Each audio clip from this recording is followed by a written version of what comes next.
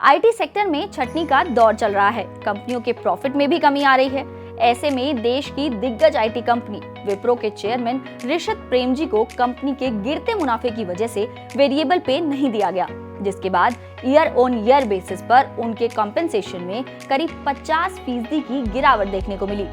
US securities and exchange commission में विप्रो की filing के मुताबिक FY23 के लिए प्रेम जी का कुल कॉम्पेंसेशन करीब $1 मिलियन यानी कि $9,51,353 रहा, जो कि FY22 में 1,81,922 के करीब था।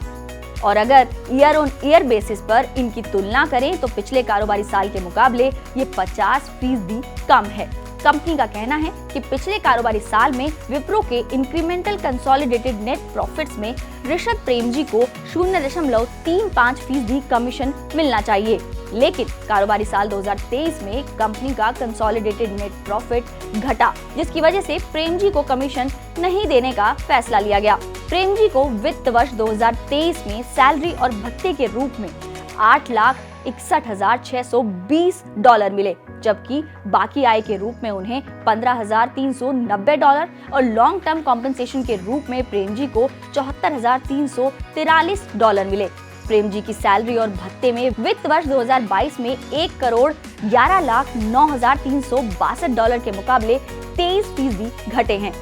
लेकिन ये पहली बार नहीं है जब ऋषभ प्रेमजी को अपने मुआवजे में कटौती करनी पड़ी। इससे पहले भी कोरोना के दौरान भी विप्रो के ऑपरेशंस पर काफी असर हुआ था, जिसके बाद उनके कॉम्पेंसेशन में 31% की गिरावट देखने को मिली थी। और सिर्फ ऋषभ प्रेमजी ही नहीं, बल्कि विप्रो के चीफ फाइनेंशियल ऑफिसर यानी कि CFO जतिन प्रवीण चंद्र दलाल के कॉम्पेंसेशन में भी कमी आई है।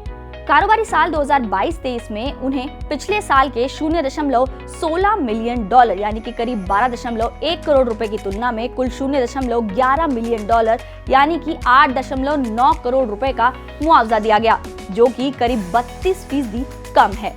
वहीं अगर बात सबसे ज्यादा सैलरी लेने वाले CEOs की जाए तो फिर डॉलर के हिसाब से अगर इसे देखें तो कॉम्पेंसेशन में मामूली कमी के बावजूद विप्रो के CEO सबसे ज्यादा सैलरी पाने वाले CEO बने हुए हैं।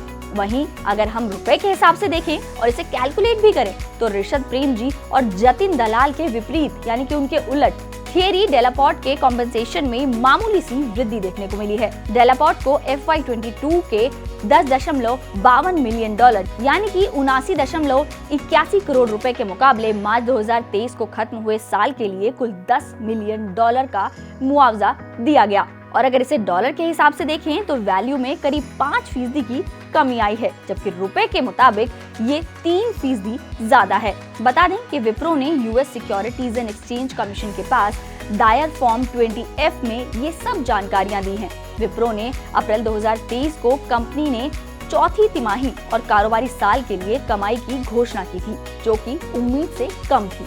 लेकिन भले ही विप्रो के चेयरमैन ऋषभ प्रेमजी की सैलरी में गिरावट देखने को मिली है, फिर भी कंपनी के CEO थियरी डेलापोर्ट ने सबसे ज्यादा कमाई करने वाले CEO की लिस्ट में अपना नाम पहले स्थान पर दर्ज कर रखा है।